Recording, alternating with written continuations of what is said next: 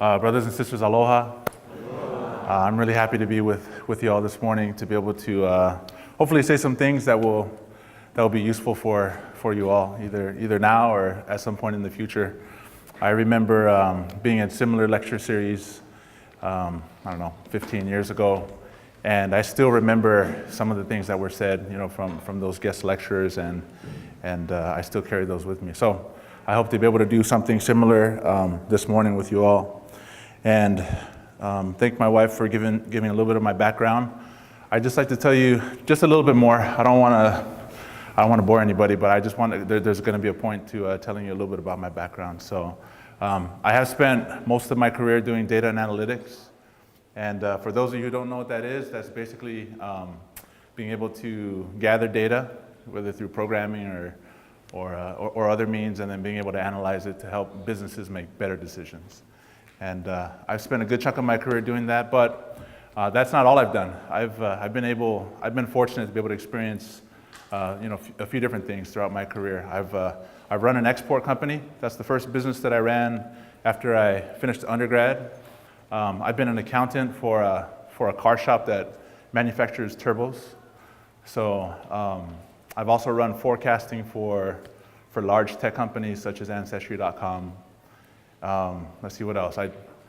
I started a purse line with my wife Sabrina. We did that for a couple of years, and I've run global analytics for very large successful companies, back on the mainland. And now I'm here in Hawaii. I teach one class, and I'm running my business. So, if I could go back, I probably wouldn't change it. Like I'm really happy that I've had to have all these different types of experiences, and I attribute it to a few things, but I attribute it to different opportunities that have come my way, that have presented themselves to me, and that I was able to act upon. And so it's actually about that I'd like to speak to you all about today. I'd like to talk to you about opportunities. You guys are young. You have your whole lives ahead of you, and there's opportunities all around us all the time. And so I'd like to talk a little bit about that. Every successful entrepreneur that I know, they are very opportunistic in nature. That means, they have a knack at seeing something when others don't. There's something valuable, there's something that we can create there. And they have the courage to be able to seize those opportunities.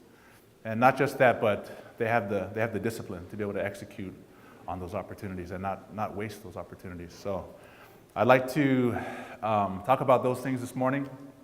I don't know how long we'll take. We'll take as long as I take, I guess. So I'd like to share some experiences, and then I'd like to get you guys involved a little bit as well. So it's not just me doing all the talking. And then I think we'll wrap up. So let's talk a little bit about finding opportunities.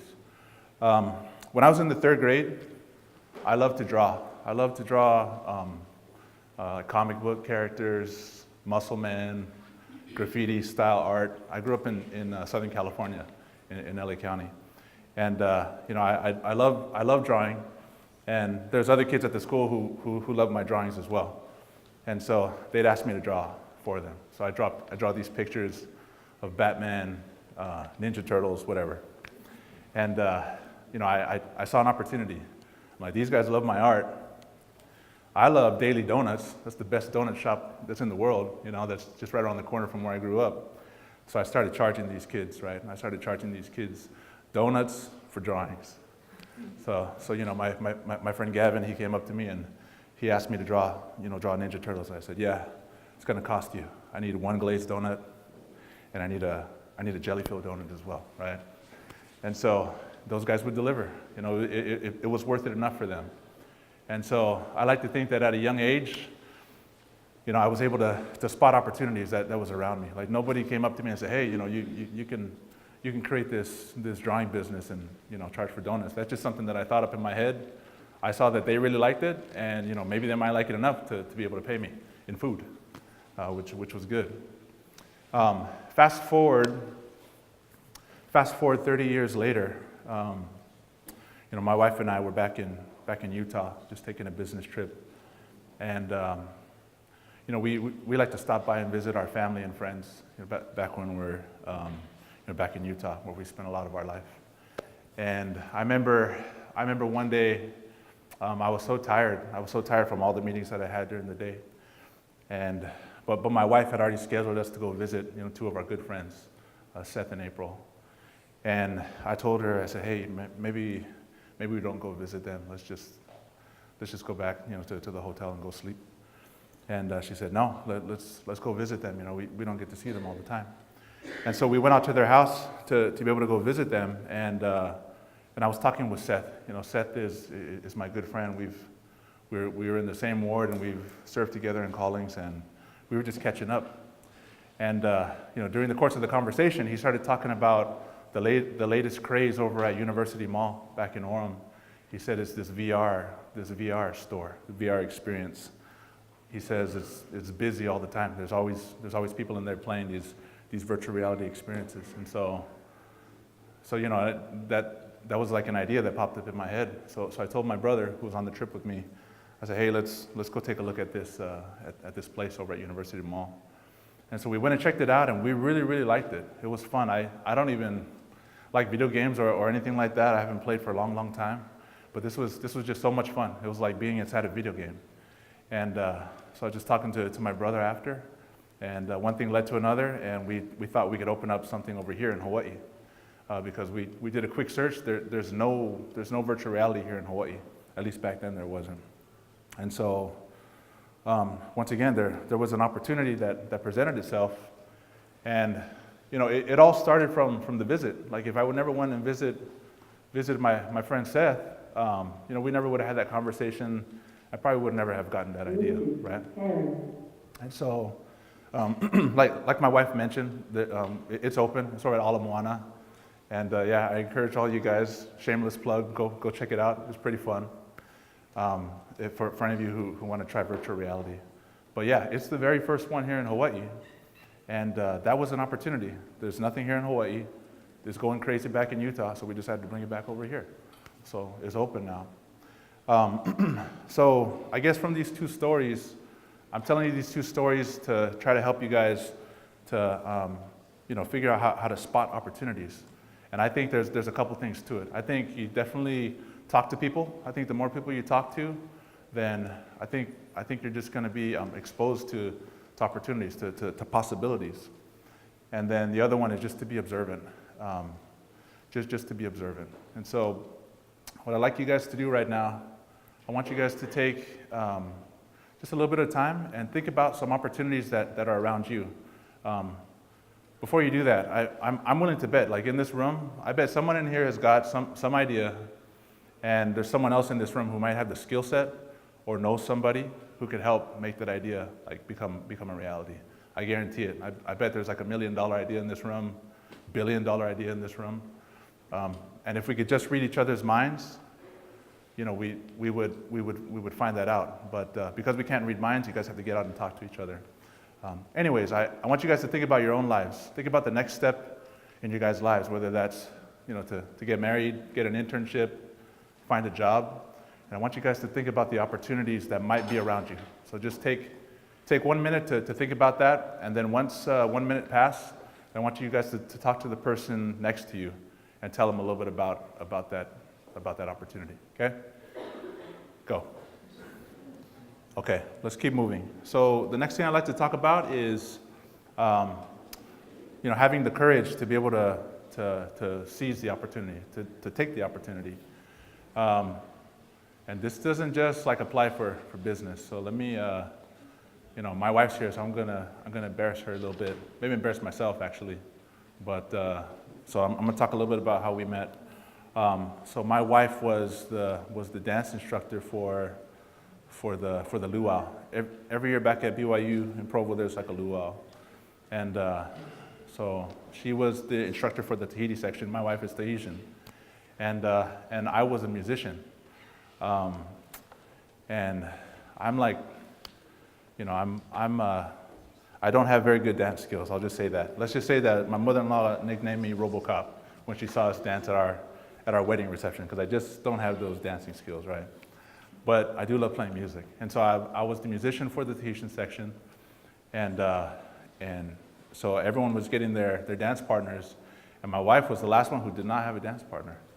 and she's the dance instructor. So she asked if anyone would be her partner, and I put down my guitar. I saw an opportunity. I put down my guitar, and I said, I will be your dance partner, even though I'm a crappy dancer, right? And so I went out there, and I probably made a fool out of myself, but it's all right. It was worth it. And that was an opportunity that I was definitely scared. I was scared of being humiliated on the stage. When I was a kid, my dad used to throw me on the stage sometimes to do some Polynesian dances, and it just kind of traumatized me. So I was afraid of getting ridiculed, but for me the opportunity was worth it still. So I just overcame that, and through that I was able to talk more with Sabrina, who eventually became my wife. Starting with that, so yes, like sometimes the opportunities are there, but are you going to have the courage to be able to act on it? I guess that's the point I'm trying to make. I want to say about 8 years ago, I got laid off from my job. I was working in the finance department, and our company had just got acquired by another company, and they cut off the entire finance team, including myself. And so I was looking for a job for 1 month, 2 months, 3 months. The months just kept rolling by, and I had gotten to like the final stage of interviews for probably about 10 different companies, and they ended up just choosing the other guy. So an opportunity presented itself to me at month 6. Right, month 6, I was still looking for work, and my cousin calls me up, and he says, "Aren't you a statistician?" And I said, I was kind of thinking to myself, well, I'm pretty good with numbers. I'm a good finance guy. I've taken a couple statistics classes. Yes, I'm a statistician. I told him, right? I said, I'm definitely a statistician. And so he said, good, because our company's looking for one. We're trying to find a statistician who, he said, the reason I thought about you is because we're looking for a statistician who doesn't know stats, but they understand business. And with your finance background, I think you'd be a good fit. So I said, yeah, I'm a statistician. And so I was scared after I hung up the phone because my stats knowledge was okay. Like I'd taken a couple of stats courses, I'd done a couple of projects, but I definitely had a lot to do. So I didn't want to squander that opportunity. So I called over my friend Don. He's a actuary, and that's someone who does statistics day after day, all day, right? And so I called him over, and he gave me some training and some tutoring. And long story short, I was able to get that job. I was in charge of distribution and statistics for this company. And once again, it was that the opportunity presented itself, and I did not shy away. And I guess for all of you, you guys are going to have opportunities that come your way, and will you have the courage to be able to take it, right? Or are you going to say, oh, that would be awesome, but I don't think I could do that, right? I hope you guys have the courage to be able to take those opportunities if you guys feel that it's worth it, right? And so the next activity, I want you guys to think about, you guys talked about some opportunities. I want you to think about the opportunities that are there in front of you that you might be scared to take that opportunity. And I want you guys to decide what that opportunity is and if it might be worth it to be able to take that opportunity, okay? So think about an opportunity that's in front of you that you might be scared of taking. Talk about that, think about that, and then talk about it with your neighbor. Good. So the last thing I'd like to talk about, so we've talked about like trying to find opportunities and trying to take the opportunity. The last thing I want to talk about, and is probably the most important, is don't waste the opportunity. And let me go back to that job, to the statistician job that I got. So, it would have been one thing if I got hired and then, like, I didn't have enough skills, and they found out later, oh, he doesn't really know statistics, right? I wasn't going to let that happen, and I did not let that happen. So, what I did, like, I called over my friend Don. I was waking up every morning. I was waking up every morning at 5 o'clock, and I was learning statistics and just trying out everything, like learning programming languages where you could do statistics with. And I was just hustling because I wasn't going to squander this opportunity. They were bringing me in to help do analytics and statistics for the company, and that's what I was going to do. And so, and I remember I would take my friends out for breakfast. It'd be like 5 a.m, and we're eating over at IHOP or at Village Inn, and we're just learning. I'm trying everything that I can in my power to not waste this opportunity, because the last thing I wanted was to be able to get this job and then just lose it, right? And I think that's the same for all of you, for the opportunities that you guys are thinking of. That's only half the battle. Like if you guys actually, start something, maybe you guys have an idea and you're starting down this path. That's only half the battle, right? You got to finish, and you got to finish strong. And so I mentioned prayer. That's a super important part. Like, pray to Heavenly Father to keep yourselves organized spiritually in all aspects, and to be able to keep yourselves organized in your thoughts as well. And so, working hard. I remember doing that day in and day out. And my wife can attest to that. It was probably like a 6 to 7 year stretch where just every morning, just waking up at 5 o'clock early, just studying. And I liked that because I was thinking in my head, okay, the next guy is probably asleep. But I'm not going to be asleep. I'm going to be awake. I'm going to be hustling right now, learning my craft. I'm going to make the most of this opportunity.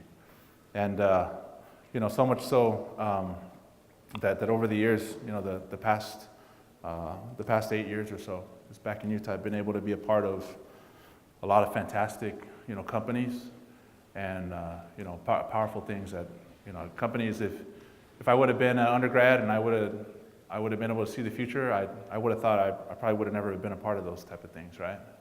But not wasting the opportunity. That's the last thing that I wanted to talk about. So, that's I know it's a little early. I don't have much more to say, except for I really like, let's see, this quote. Let's see. So here I go, it's my shot, feet fail me not. This may be the only opportunity that I got. Where's that come from? Oh, that's Eminem. Okay, yeah. So that's fine. It's a good quote though, right?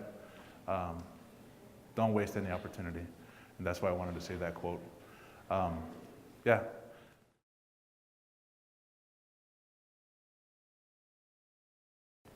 I guess if any of you have any questions, we'll turn the time over to you guys now. I'd love to answer any questions that you guys have. What made you decide to bring that virtual reality room to Hawaii? Once again, it was just the opportunity. I just saw that that place was so busy over there, and I'm an entrepreneur. I'm looking for opportunities, and if I have a choice to open up like a soda machine or something like that, I'm like, this definitely has a lot of value. And so that's why I thought the opportunity was too great. I didn't want to pass it up. And so I just talked to my brother and I, and we talked to that company back in Utah, and Hawaii. We just thought, with all the tourists coming in, and VR is new for everybody. So we saw it as a huge opportunity, and we just took it. So.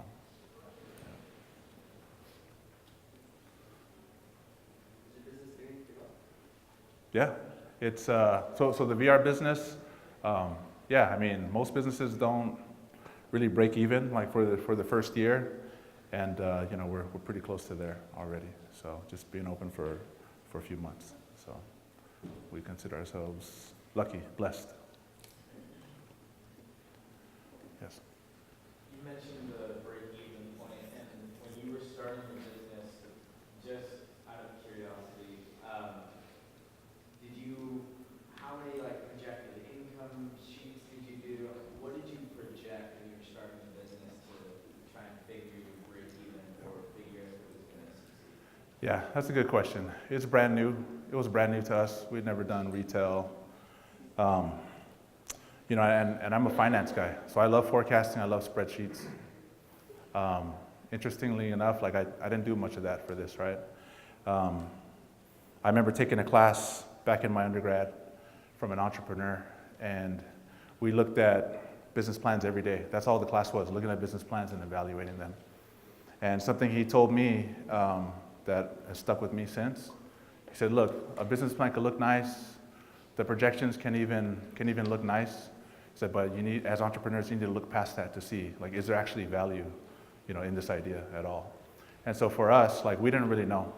We didn't know exactly like what the demand was going to be, but what we saw was virtual reality is new, is doing wildly successful over here in these places that do have it, is nowhere to be found over here in our market, and we think we could replicate the same thing. So that really was the driving force. There wasn't, we put together some math behind that, but really that it was opportunity first, and then we're coming and checking all the numbers now. So.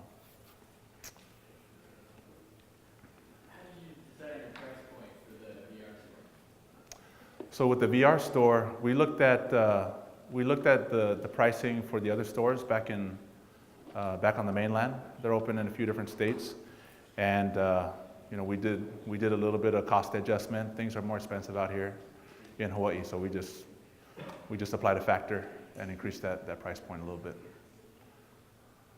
After you brought your business here to Hawaii, did you see any more competition come with you guys as well, or are you still the only one? We're still the only one. When we did open up at Ala Moana, right before we signed the contract with them, they did say, and I don't know if they're trying to get us to close faster or not, but they did say someone else had contacted them from New York. A company from New York was contacting them about opening up VR over at Ala Moana, because Ala Moana is like one of the biggest malls in the U.S., not just Hawaii. So, so far no though, we don't have any competition, and we like it that way. So.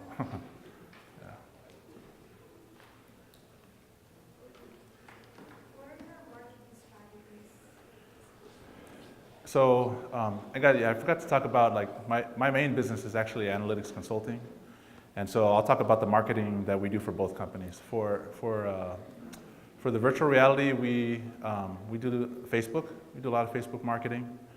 You guys wouldn't have seen any of the ads because I was trying to target specifically the side of the island that's closer to the mall, south side of the island. We do Facebook. We've been on the news probably like 3 times now. Try to take advantage of what's free. We call up the news. Say, hey, we're first virtual reality shop. They come out and do a morning segment on us. Let's see what else. We've gotten just creative. Like, we've just put flyers up on bulletin boards as well. And so that's been most of the advertising that we've done so far. For the analytics, for my analytics business for Fahui, that's been a lot of word of mouth. So it's these type of deals that I close with companies, they're expensive and it costs a lot of money. So takes a lot of phone calls and just word of mouth, just talking to people who know people. So, hey, thanks everyone. Appreciate it.